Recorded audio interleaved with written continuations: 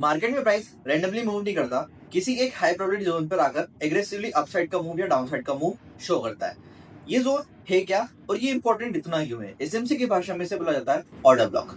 Order block है क्या और ऑर्डर ब्लॉक को यूज कैसे करते हैं? कई रिटेलर्स इसे यहाँ पर इंस्टीट्यूशनल का जोन बोला जाता है कि इंस्टीट्यूशनल ने अपनी बड़ी क्वांटिटीज यहाँ पर इन्वॉल्व की है और यहाँ पर आते ही मार्केट में बाइंग और सेलिंग करी है। हाँ, एक तरीके से बात सही है कि ऑर्डर ब्लॉक यहाँ पर किसी इंस्टीट्यूशन को शो करता है, बट हर एक ऑर्डर ब्लॉक में ये नहीं अपन कह सकते कि मार्केट में उन्होंने कितनी क्वांटिटीज को इन्वॉल्व करा है। तो अपन यहाँ पर जो ऑर्डर ब्लॉक है उसे प्राइस एक्शन के हिसाब से एक डिमांड और सप्लाई की तरह यूज कर सकते हैं। ठीक है, तो आज की वीडियो में अपन समझने वाले हैं कि ऑर्डर ब्लॉक मार्क कैसे करते हैं, स्ट्रक्चर ऑर्डर ब्लॉक का कैसा दिखता है, कब ऑर्डर ब्लॉक वैलिड होता है और यहाँ पर ऑर्डर ब्लॉक के बिहाफ पर अपन एंट्रीज को कैसे फाइंड कर सकते हैं। तो welcome to all about stock academy. चलते हैं, सबसे पहले समझते हैं ऑर्डर ब्लॉक है क्या और ऑर्डर ब्लॉक को मार्किंग करते कैसे। देखो, ऑर्डर ब्लॉक एक ऐसी चीज है जहां पर मार्केट जब नीचे आता है, मतलब मार्केट एक डाउन ट्रेंड में होता है, डाउन ट्रेंड के बाद एग्रेसिवली कैंडल बनती है, एक रेड कैंडल मार्केट के अंदर प्रिपेयर होती है, उसके बाद green candle aggressively buying show करती है और बाइंग शो करने के बाद वो अपसाइड का मूव शो करती है। तो आज यहाँ पर इस जोन के अंदर क्या हुआ तब अपने को पता नहीं लगा कि ये एक ऑर्डर ब्लॉक बनेगा, बट यहाँ पर जब ये मूव आ चुका है उसके बाद अपने को समझ में आता है कि मार्केट में एक ऑर्डर ब्लॉक यहाँ पर प्रिपेयर है, मतलब किसी इंस्टीट्यूशनल ने यहाँ पर अपनी एक्टिविटी शो प्रॉपर करी है, उसने यहाँ से अपनी बाइंग शो करी है। वैसे ही जब प्राइस यहाँ से ऊपर जाएगा और कोई मुझे ग्रीन कैंडल मिलेगी और ग्रीन कैंडल के बाद मुझे एग्रेसिव सेलिंग मिलेगी, तो ये पॉइंट ऑफ व्यू मेरे लिए क्या कहलाएगा, एक ऑर्डर ब्लॉक यहाँ पर कहलाएगा। तो जो ये ऑर्डर ब्लॉक है ये है अपना बुलिश ऑर्डर ब्लॉक और यहाँ पर जो अपना नेगेटिव दिखता है ये है अपना बियरिश ऑर्डर ब्लॉक। ठीक है, तो यहाँ पर अपने को दिखता है कि ऑर्डर ब्लॉक मार्क का करना होने वाला है कि मार्केट में सेलिंग आई और जहां से पेन पॉइंट मार्केट में एग्रेसिव बाइंग आ रही है, उसकी जो लास्ट बाइंग मोमेंटम के आने के पहले की जो रेड कैंडल होगी उसे अपने को यहाँ पर as a order block mark करना है। समझो, चार्ट पे आते हैं और वही समझते हैं।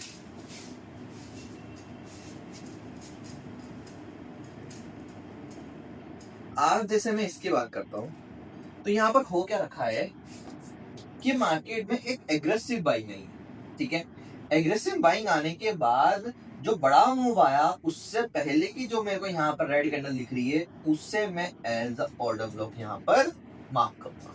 ठीक है, ऐसा ही सेल साइड पे करना है कि जब मार्केट में सेलिंग आई हो और उसके पहले की जो ग्रीन कैंडल हो उससे अपन यहाँ पर as a order block mark करेंगे। ठीक है, बट हमेशा ऑर्डर ब्लॉक ऐसे ही मार्क नहीं होता। ऑर्डर ब्लॉक को यहाँ पर मार्क करने के कई तरीके और भी है, जिससे अगर यहाँ पर आपको कोई अच्छी खासी कैंडल दिख रही हो, ठीक है, लाइक दिस, और उसके बाद कोई हैमर बना हो जो लास्ट की लिक्विडिटीज को स्विप कर रहा हो और उसके बाद एक कंफर्मेशन के साथ मार्केट एक एग्रेसिवली बाइंग शो कर रहा है, तो अपन यहाँ पर लोअर प्राइसेस से लेकर जो लास्ट की ग्रीन कैंडल मतलब जो हैमर बना उसे पूरा as a order block mark out करें। ऐसा ही सेल साइड पर भी होगा कि जब मार्केट एग्रेसिवली अपसाइड का मूव शो करेगा और मेरे को एक ग्रीन कैंडल मिलेगी, उसके बाद कोई शूटिंग स्टार बनके अगर मार्केट में सेलिंग आती है तो लास्ट का जो रेड कैंडल मेरे को बनकर दिखेगा उसे मैं यहाँ पर as a order block mark out करूंगा। ठीक है, इस तरीके से आपको समझ में आता है कि बुलिश ऑर्डर ब्लॉक और बेरिश ऑर्डर ब्लॉक कहाँ पर बनता है। अब समझते हैं कि ये वैलिड होता कब है, इसे अपन वैलिडिटी के साथ कैसे मानेंगे। देख, आज जब ये ऑर्डर ब्लॉक बना तो इसको ऑर्डर ब्लॉक अपन ने क्यों कंसिडर करा, बिकॉज ऑफ यहाँ पर आपके पास इम्बैलेंस अवेलेबल है, मतलब तीन कैंडल्स के बीच में जो बीच का गैप है उसे अपन इम्बैलेंस बोलते हैं या फिर इसे अपन फेयर वैल्यू गैप भी बोलते हैं। पर फेयर वैल्यू गैप के कुछ अलग स्ट्रक्चर्स होते हैं, यहाँ पर फेयर वैल्यू गैप नहीं है तो फेयर वैल्यू गैप अपन यहाँ पर कंसिडर नहीं करा है। बट यहाँ पर अगर आपको समझना है कि फेयर वैल्यू गैप होता क्या है तो डिस्क्रिप्शन में आपको वीडियो का लिंक मिलेगा, उससे आप जाकर देखना तो आपको समझ में आएगा कि फेयर वैल्यू गैप होता क्या है। But this time this was the imbalance. अब यहाँ पर एक इम्बैलेंस भी अवेलेबल है और इसके साथ मुझे एक बाद में बीओएस मतलब बहुत फैक्टर ऑफ एग्रेसिव बीओएस भी देखने को मिलता है, मतलब प्रीवियस स्ट्रक्चर मार्केट यहाँ पर तोड़ते हुए दिख रहा है। ठीक है, हालांकि यहाँ पर एक अच्छा बीओएस नहीं है, बट यहाँ पर क्या हो रहा है कि प्रीवियस स्ट्रक्चर्स को, प्रीवियस लिक्विडिटीज को मार्केट हंट कर रहा है, तो यहाँ पर एक मुझे ब्रेकआउट पॉइंट देखने को मिल रहा है। इसीलिए मार्केट में ये ऑर्डर ब्लॉक प्रॉपर प्रिपेयर हो रहा है। तो जब मार्केट दोबारा इस ऑर्डर ब्लॉक पर चलकर आया तो यहाँ से एक एग्रेसिव बाइंग मेरे को शो होती हुई दिखी।